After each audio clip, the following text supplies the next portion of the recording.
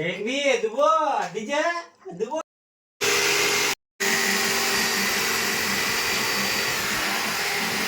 হবে বন্ধুরা, তোমরা সব কেমন লাগছে জিনিসগুলো আমি সব বলবে। এটা করাত, জঙ্গলে গাছ কাটতে যাবো, বুঝেছ? এটা হচ্ছে তলোয়ার, এটা হচ্ছে তলোয়ার, ঠিক আছে? এটু একটা তলোয়ার, এটু একটা তলোয়ার। আমাদের একটু শুটিংয়েরও ব্যবস্থা আছে।